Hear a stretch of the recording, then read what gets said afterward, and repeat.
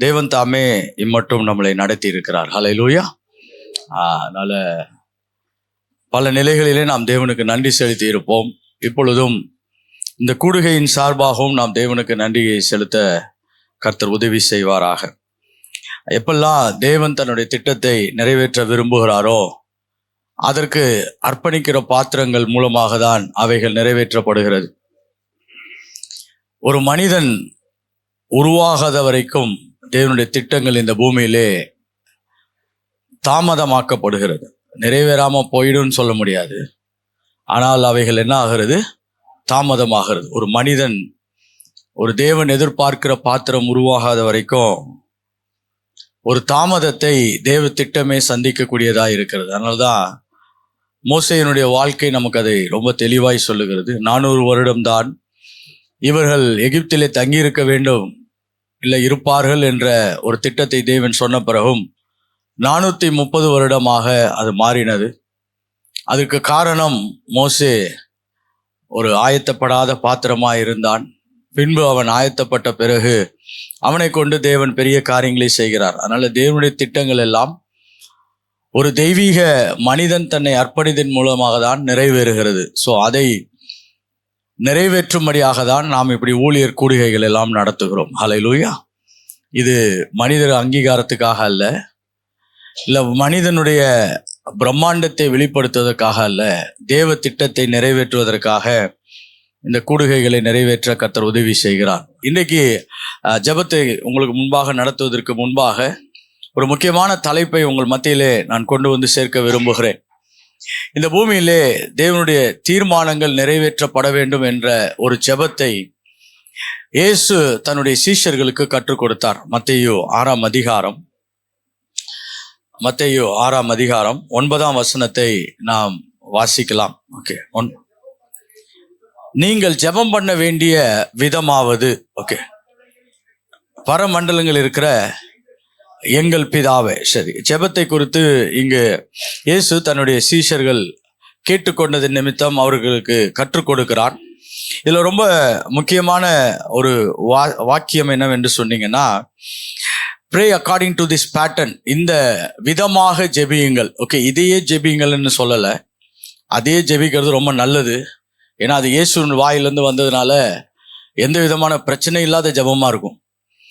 ஆனால் அதையும் மட்டும் நிப்பாட்டிடக்கூடாது. ஏன்னா அந்த ஜெபம் 2-3 நிமிஷத்தில் முடிஞ்சிடும். அப்படியே மூச்சை பிடிச்சிட்டு சொன்னால் 1 நிமிஷத்தில் முடிஞ்சிடும். ஓகே. ஆனால் பல மணி நேரம் ஜெபிக்க நாம் அழைக்கப்பட்டிருக்கோம். அப்போ எப்படி ஜெபிக்கிறது அப்படின்னா, இந்த விதமாக ஜெபிங்கள், pray according to this manner or pattern என்று இருக்கு.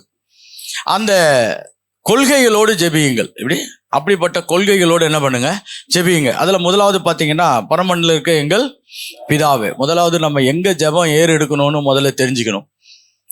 சில பேர் ஜெபம் சொன்னால் பூமியில் இருக்கிறவங்களுக்கு அனௌன்ஸ்மெண்ட்டாக மாற்றி விட்டுறாங்க. அன்னைக்கு ஒரு மீட்டிங்கில் ஒருத்தருக்கு ஜெபம் கொடுத்துருக்குறாங்க, அவருடைய சர்ச்சு தேவையெல்லாம் சொல்லியிருக்கிறாரு, அது அட்வர்டைஸ்மெண்ட்டாக மாறிடுச்சு. இப்படி பலவிதமான ஜெபங்களை ஏறெடுக்க முடியும். இன்னும் சொல்லப்போனால் இது சிறு பிள்ளைகள்கிட்ட நடந்துச்சுன்னா நம்ம அவங்களை ஏற்றுக்கலாம். இது ஊழியர் கூட்டத்திலே நடக்குது, அதுதான் ரொம்ப கவலைக்கிடமான இடம். எப்படி? அப்போ முதலாவது பிதாவின் இடத்துல ஜெபிக்க நம்ம கற்றுக்கொள்ளுகிறோம். இரண்டாவது, உம்முடைய நாமம் பரிசுத்தப்படுவதாக. உம்முடைய நாமம் பரிசுத்தப்படுவது. ஏன் அவர் நாமம் ஏதாவது கரையாயிடுச்சா? நீங்கள் என்னைக்காவது யோசிச்சிருக்கீங்களா ஏன் அந்த வார்த்தையை சொல்லணும்? அவர் நாமம் ஒரு நாளும் என்ன பண்ணாது, கரையே ஆகாது. ஹல்லேலூயா. அப்போ ஏன் நாமம் பரிசுத்தப்படுவதாகனா ரொம்ப சிம்பிளாக சொல்லி வர்றாரு, என்னுடைய வாழ்க்கையின் மூலமாக உம்முடைய நாமம் கரைப்படாமல் இருப்பதாக. எப்படி? என்னுடைய வாழ்க்கையின் மூலமாக உம்முடைய நாமம் என்ன பண்ணக்கூடாது, கரைப்படக்கூடாது. ஏன்னா நிறைய வேளைகளில் நம்முடைய சொந்த முயற்சிகள், நம்முடைய சொந்த தீர்மானங்களினாலே தேவ திட்டத்தை நாம் குலைத்து விட முடியும். சரி, இப்போ அந்த இரண்டையும் நான் இன்றைக்கு மையப்படுத்த விரும்பவில்லை. இந்த ஜெபத்தில் இருக்க முக்கியமான கருத்தை இந்த 3வது நிலையிலே நம்மளுக்கு சொல்லப்படுகிறது. 10ஆம் வசனம் சொல்லுகிறது, உம்முடைய ராஜ்யம் வருவதாக. எப்படி? உம்முடைய ராஜ்யம் என்ன பண்ணுவதாக? வருவதாக. உம்முடைய சித்தம் பரமண்டலங்களிலே செய்யப்படுவது போல பூமியிலும் அப்ப ராஜ்யம் வருவது என்றால் தேவனுடைய சித்தம் இந்த பூமியிலே நிறைவேற்றப்படுவது. When we say let the kingdom come, it means that we want the will of God to be enforced. தேவனுடைய சித்தம் இந்த பூமியிலே நிறைவேற்றப்படுவதுதான் அவருடைய ராஜ்யம் வருவதாக. ஹல்லேலூயா. அப்ப தேவ சித்தம் ஒன்று அருமையாக தேவன் பரலோகத்திலே நமக்காக முன்னே குறித்து வைத்திருக்கிறார். அந்த திட்டங்களை எல்லாம் நாம் பூமியிலே செயல்படுத்தும்படியாக, இல்லாவிட்டால் பூமியில் அதை நிறைவேற்றப்படுத்துவதற்காக ஜெபிக்க நாம் அழைக்கப்படுகிறோம். பிரேயருக்கு நிறைய ரீசன் இருக்குது. there are many reasons for prayer. நம்ம அடிக்கடி ஜெபிக்கிற ஜெபம் என்னன்னா பயத்தினால வர ஜெபம். எப்படி உங்களுக்குலாம் வராதுன்னு நினைக்கிறேன், அதனாலதான் அப்படி பார்க்கறதுக்கு தைரியமா இருக்கிறீங்க. நிறைய ஜெபங்கள் நமக்கு பயத்தின் அடிப்படையில் வரும். ஆனால் ஜெபத்திற்கு பல நோக்கங்கள் இருக்குது. அதில் ஒரு நோக்கம், ரொம்ப முக்கியமான நோக்கம் என்னென்னா, கர்த்தாவே உம்முடைய சித்தம் பரலோகத்திலே இருக்கிறது போல என்ன பண்ணப்பட வேண்டும், பூமியிலே செயல்பட வேண்டும் என்பதற்காக ஒருவன் ஜெபிக்க போவது. இதில் நம்முடைய ஆசைகள், விருப்பங்கள், தேவைகள், நம்முடைய பற்றாக்குறைகள், இதை பற்றியெல்லாம் ஒரு பெரிய டிஸ்கஷனே கிடையாது. there is no conversation of what I want. எனக்கு என்ன தேவை, நான் என்ன காரியத்தை உம்மிடத்தில் பெற்றுக்கொள்ள வேண்டும் என்ற அந்த காரியத்தை மையம் இல்லாமல் உம்முடைய சித்தம் பரலோகத்தில் இருக்கிறதை போல பூமியில என்ன பண்ணப்படுவதாக, செயல்படுவதாக என்பதும் ஜெபத்தினுடைய ஒரு முக்கியமான நோக்கம். இன்னும் சொல்ல போனா மைய நோக்கம் என்று சொல்லலாம். That's the most important priority. ஏன்னா இயேசு ஜெபத்தை கற்றுக் கொடுக்கும் பொழுது இதை தான் முதல்ல சொல்றார். முதல்ல வர்ற எதிர்பார்ப்பு என்னவென்று சொன்னால் உம்முடைய ராஜ்யம் என்ன பண்ணுவதாக. அப்ப இப்ப நம்ம இதுல இருந்து ஒன்றை புரிந்து கொள்ளலாம். இயேசு ராஜ்யம் வருவதாக என்று சொல்லுகிறார் என்று சொன்னால் அது வருவதற்கு எங்கேயோ பெரிய தடைகள் இருக்கிறது. அதை மீறி ஜெபிக்க சொல்லி கர்த்தர் நமக்கு ஒரு உத்தரவாதத்தை கொடுக்கிறார். கரெக்டா? இப்ப அவரே இப்படி ஜெபம் பண்ணுங்கப்பான்னு சொல்றாருன்னா அப்ப பிரச்சனை எங்கேயோ இருக்குது. கரெக்டா? இப்ப யாரோ ஒருத்தர் நம்மகிட்ட சொல்றாங்க, என் பிள்ளைங்களுக்காக ஜெபம் பண்ணிக்கோங்க. நிறைய பிரேயர் பாயிண்ட் இருந்தாலும் சொல்றாங்க என் பிள்ளைக்காக ஜெபம் பண்றாங்க. அப்ப பிள்ளையை பெற்று வளர்க்கக்கூடிய நம்ம எல்லாருக்கும் ஒரு வெளிச்சம் கிடைக்கும். அப்ப அந்த பிள்ளையின் மூலமா ஏதோ ஒரு பிரச்சனை என்னது அந்த குடும்பத்துல இருக்குது. யாருமே சும்மா எதையும் என்ன பண்ண மாட்டாங்க, சொல்ல மாட்டாங்க. நம்மளே இப்போ சர்ச்சில் ஒரு தேவை இருக்குதுன்னா நம்ம பார்த்தோன்னு சொல்லுவோம், சர்ச்சு தேவைக்காக என்ன பண்ணிக்கோங்க, ஜெபம் பண்ணிக்கோங்க, ஊழியத்துக்காக ஜெபம் பண்ணிக்க. ஏன் சொல்றோம்னா அங்கே ஏதோ ஒரு சம்பவம் இருக்கிறது. அந்த சம்பவத்தை வெளிப்படுத்துவதற்கான முயற்சி தான் அந்த வார்த்தைகள். அப்ப தேவன் நீங்க சொல்றாரு பரமண்டலத்தில் இருக்க காரியங்களை செய்யப்படுவது போல பூமியில என்ன பண்ணப்படுவதாக, செய்யப்படுவதாக. அப்ப இந்த ஹெவனுக்கும் எர்த்துக்கும் ஒரு அலைன்மெண்ட் ப்ராப்ளம் இருக்குது. ஒரு சீரமைக்கப்பட்ட காரியங்கள் நிறைவேறாமல் இருக்கிறது. இப்ப கார்ல எப்படி நம்ம வீல் அலைன்மெண்ட் பண்றோமோ அந்த மாதிரி ஜெபம் என்பது பரலோகத்தையும் பூமியையும் திட்டமிட்ட தெய்வீக நோக்கத்திலே இணைப்பது. எப்படி ஜெபம் என்பது என்ன, பரலோகத்தையும் பூமியையும் திட்டமிட்ட தெய்வீக நோக்கத்தில் இணைப்பது. இதை கொஞ்சம் நான் புரிய வச்சுட்டேன்னா அவங்களை ஜெபம் பண்ண வைக்கிறது ரொம்ப ஈஸி. இப்போ இதுக்கு ஜெபம் பண்ணுங்க, அதுக்கு ஜெபம் பண்ணுங்கன்னு சொல்லி நீங்கள் ஜெபம் பண்ணாமல் நானே ஜெபம் பண்ணுறதை தவிர்ப்பதுக்கு தான் இந்த பிரசங்கம். எப்படி, ஏன்னா என்ன சொல்லி ஜெபிக்கணுன்றத முதல்ல தெரிஞ்சு ஜெபிக்க நாம் அழைக்கப்படுகிறோம். அப்போ என்னுடைய ஜெபம் என்னன்னா, பரலோகத்தில் இருக்க தீர்மானங்களை பூமியில் கொண்டு அதை சரியான விதத்திலே இணைக்கப்பட வேண்டும். அதான் தேவனுடைய திட்டம். அப்போ அதை இணைக்கப்படாததுக்கு வேதத்தின் பல கோணங்களிலே நான் கண்டுபிடித்த 3 காரியங்களை உங்களுக்கு சொல்ல விரும்புகிறேன். இதுதான் மேஜர் ப்ராப்ளம் என்று சொல்லலாம். பெரிய பிரச்சனை இதுதான். எப்படி பிரச்சனை என்னது, பெரிய பிரச்சனை இதுதான். தேவ திட்டம் பூமியிலே கனெக்ட் ஆகாமல் இருக்குது. 3 major obstacles for the kingdom of God not operating on earth. தேவன் இருக்கிறார், அவருடைய திட்டமும் இருக்குது. ஆனால் அந்த திட்டங்கள் எல்லாம் பூமியில வேலை செய்யாததுக்கு 3 மிக முக்கியமான தடைகளை குறித்து சொல்லுகிறேன். அந்த 3 காரியங்களுக்காக தான் நாம் கொஞ்ச நேரம் ஜெபிக்க போகிறோம். முதலாவது மனிதன். First and the foremost problem is man. ஏன்னா நிறைய வேலைகளில் நம்ம இமீடியட்டா பிசாசு தான் பிரச்சனைன்னு சொல்லுவோம். இப்போ பிசாசு வேலை செய்யறதுக்கும் ஒரு மனுஷன் மூலமா தான் வேலை செய்யணும். முதல் பிரச்சனையே யாருன்னா மனிதனாக தான் இருக்கிறான். ஏன்னா இந்த பூமியை கர்த்தர் மனிதன் கிட்ட தான் ஆளும்படியாய் கொடுக்கிறார். நான் மறுபடியும் ஆதியாகமம் 1ஆம் அதிகாரத்துக்கெல்லாம் கூட்டு போக விரும்பல, அதெல்லாம் நமக்கு நல்லா தெரியும். கர்த்தர் பூமியை படைத்து மனிதன் கொடுத்து இதை நீ என்ன பண்ணு, ஆண்டுகொள் என்று சொன்னார். அதற்கு ஒப்பான இன்னொரு வசனத்துக்கு நேராக உங்கள் கவனத்தை திருப்ப விரும்புகிறேன். சங்கீதம் 115:16 வசனத்தை வாசிக்கலாம். சங்கீதம் 100. வானங்கள் கர்த்தருடையவைகள், பூமியையோ யாரு கர்த்தர் கொடுத்தாரு? மனுபுத்திரருக்கு கொடுத்தார். பட்டா போட்டு கொடுத்துட்டார். அப்பா சார் பட்டா போட்டு கொடுக்கல, பார்த்துக்க சொல்லி கொடுத்துருக்கிறார். எப்படி? சில வேளையில பூமியில மனுஷன் வாழும் பொழுது இதெல்லாம் அவனுடைய பூர்வீக சொத்து மாதிரியும் ஜென்மமா இவன் ஆளுகிற மாதிரியும் அப்படிப்பட்ட ஒரு சிந்தனையில போயிடுறாங்க. அதுக்கு பேர் தான் மெட்டீரியலிஸ்டிக் மைண்ட் செட். இந்த உலக பொருட்களிலே உங்களுடைய இருதயங்கள் வேரூன்றிருப்பதுக்கு பேர் என்ன சொல்றோம்? Materialistic mind set. இங்க தேவன் கொடுத்தார் என்று சொன்னார், அதை ஆளுகை செய்யும்படியாய் கொடுத்தார். எல்லாம் அவருடையது. ஹல்லேலூயா. அப்ப இந்த மேனேஜர் மனிதன் தான் இந்த பூமிக்குரிய யாரு? மேனேஜர். இவன்கிட்ட தான் எல்லா சாவியும் கொடுத்து வச்சிருக்கிறாரு. இப்போ ஓனரே வரணும்னா கூட இவன் கதவை திறந்தாதான் என்ன பண்ண முடியும்? வர முடியும். பாஸ்டர் அப்படிலாம் நீங்க எப்படி சொல்றீங்கன்னா, அதனால தான் வெளிப்படுத்தல் சொல்றாரு பாருங்க, இதோ வாசல்ல நின்று கதவை. ஏன் அவர்கிட்ட சாவி இல்லையா? இருக்குது. ஏன் அவருக்கு கதவெல்லாம் தாண்டி வரக்கூடியவர். கரெக்டா? சீசர்களை சந்திப்பதுக்கு என்ன பண்ணிட்டாரு? கதவெல்லாம் நல்லா இருக்க போட்டிட்டு இருக்கப்ப என்ன பண்ணிட்டாரு? உள்ள விட்டாரு. இப்போ அவரால் வர முடியாதா?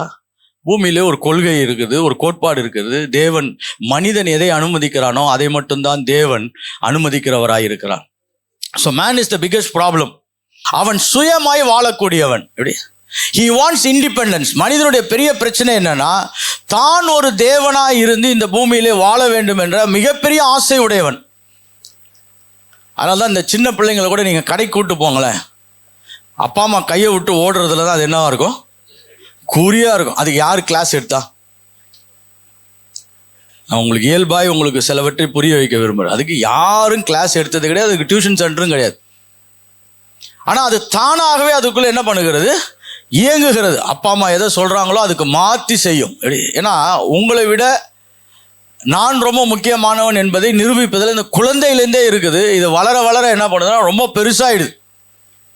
So man is an independent being. அவன் தனியாய் வாழ்ந்து சுதந்திரமாய் முடிவெடுக்க முயற்சி செய்கிறவன். இங்கே தான் மனிதனுக்கும் தேவனுக்கும் ஒரு பெரிய இடைவெளி உண்டாகிறது. இதை தான் ஆதியாகமத்தில் நம்ம வாசிக்கிறோம். அவன் பாவம் செய்தான் என்று சொல்கிறோம்.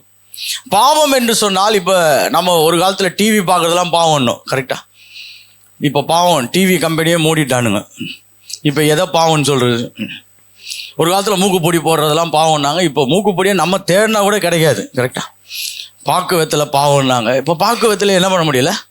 அப்போ பாவம் என்ன ஒரு டைம் மாறுதா? பாவம் என்பது ஒன்றே ஒன்று தான். தேவனுடைய தீர்மானங்களுக்கு விரோதமாய் மனிதன் முயற்சி செய்வதே பாவம். எப்படி? The rebellion against God is sin. அவ்வளோதான். அது என்ன விதத்தில் வேணாலும் இருக்கலாம், அது எப்பேற்பட்ட காரியங்களிலும் இருக்கலாம், அது என்ன மாதிரி ஆனாலும் காட்சி கொடுக்கலாம். அப்போ மனிதனுக்கு விரோதமாய் மனித திட்டத்திலே என்ன நடந்து கொண்டிருக்கிறது என்று சொன்னால், பாவத்திலே இருக்கிறான். அந்த பாவம் தேவனை அவனையும் என்ன பண்ணுகிறது? பிரிக்கக்கூடியதாக இருக்குது. அப்போ தேவ திட்டம் இந்த பூமியில் நடக்காததுக்கு மிக முக்கியமான காரணம் மனிதன் தான். இன்னொரு வசனத்தை வாசிக்கலாம். அப்போஸ்தலர் 13:36 வசனம். அப்போஸ்தலர் 13:36 தாவீது தன் காலத்திலே தேவனுடைய சித்தத்தின்படி அவருக்கு ஊழியம் செய். இப்ப பாருங்க, ஒரு மனிதன் தேவ சித்தத்தின்படி ஊழியம் செய்தான். கரெக்டா? அப்ப இங்க ஒரு மனிதன் ஆதியிலே தேவ சித்தத்துக்கு விரோதமாக இருந்தான். தாவீது தேவ சித்தத்தின்படி தன் நாட்களில் என்ன பண்றான்?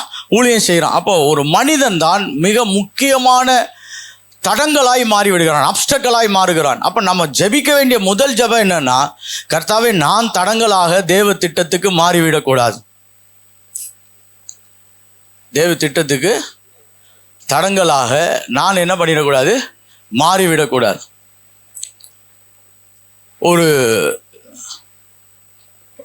ஒரு சில வேலைகளை நம்ம கொஞ்சம் உட்கார்ந்து யோசித்து பார்த்தீங்கன்னா, கர்த்தர் நிறைய திட்டங்களை நம்மோடு கூட 20-25 வரைக்கும் பேசியிருப்பார். இப்போ 26 இப்போ தான் ஸ்டார்ட் ஆயிருக்கு. இப்போ இந்த 25ல் பேசின அநேக திட்டங்கள் நிறைவேறாததுக்கு யார் காரணமாக இருப்பாங்கன்னு பார்த்தீங்கன்னா, ஃபஸ்ட்டு சீட்டு நம்ம மேலே தான் விழும். கரெக்டாக இல்லையா? ஆனால் நம்ம என்ன பண்ணுவோன்னா, அதை எடுத்து சாத்தான் பக்கத்தில் போட்டுருவோம். ஏன்னா அவன் டைரெக்டாக வந்து நம்ம கூட சண்டை போட முடியாது பாருங்க. அதனால அவனால தான் பிரச்சனை, அவ்வளோதானால தான். ஒரு ஆய்வு ஒன்று சமீபத்தில் வெளியிட்டாங்க. ஒரு பூமியில் வர்ற பிரச்சனையில் 70% பிரச்சனை மனுஷனால தான் உருவாக்கப்படுதான். ஊழியக்காரங்கள், சபைகளில் எல்லா நிலைகளிலும். ஏன்னா மனிதன் அவ்வளோ இண்டிபெண்ட்டாக இருக்கணும்னு நினைக்கிறேன். அதனால தான் பாருங்கள், நீங்கள் சர்ச்சில் நான் இந்த இதை சொன்னேன்னா உங்களுக்கு கொஞ்சம் ஈஸியாக புரியும். கஷ்டப்படுற நாட்களில் நீங்கள் சொல்கிறதெல்லாம் சர்ச்சு மெம்பர் கேட்டிருப்பான். கரெக்டாக?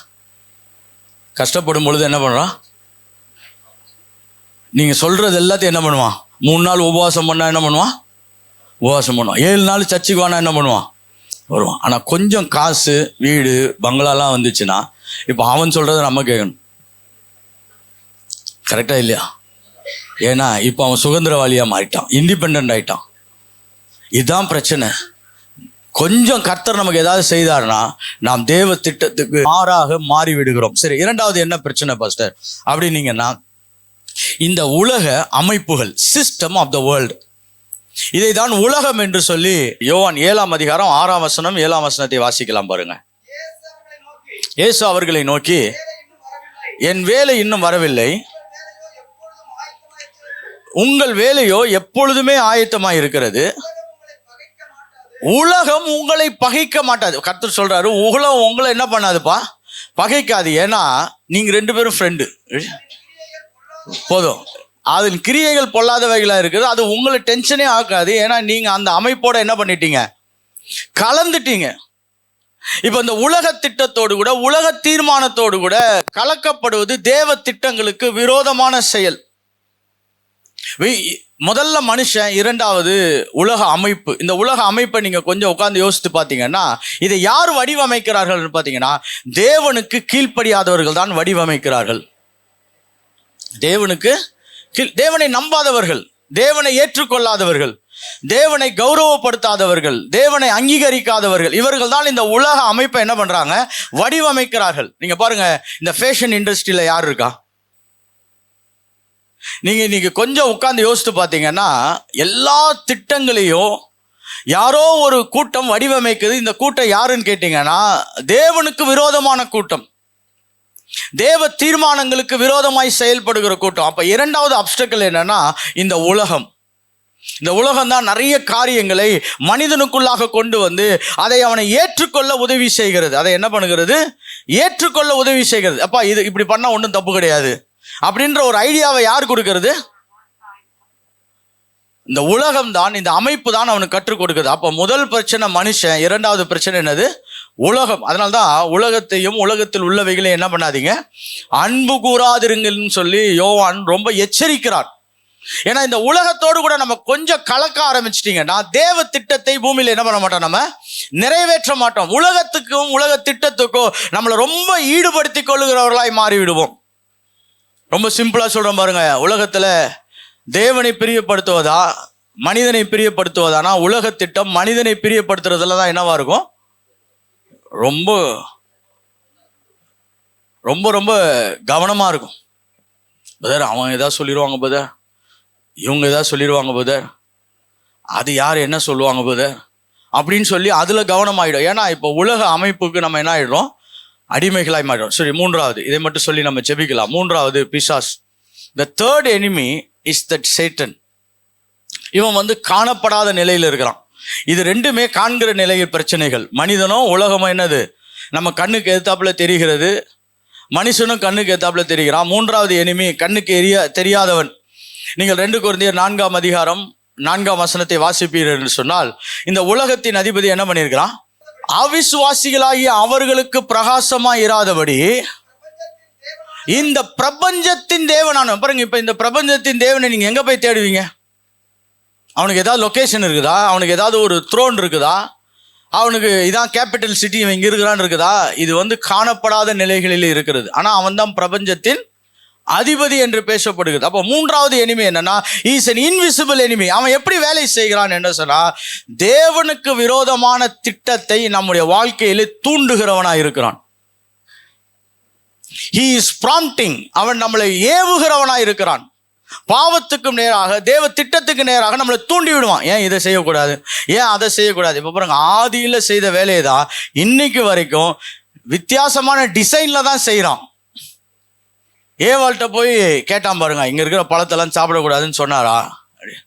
ஏவாள் அதுக்கு இன்னும் ரொம்ப நல்ல ஆன்சர் சொல்றான். என்னன்னா, அதை சாப்பிடவும் கூடாதுன்னு சொன்னாரு, தொடவும் கூடாதுன்னா இவன் இன்னும் கொஞ்சம் எக்ஸ்ட்ரா. எப்படி?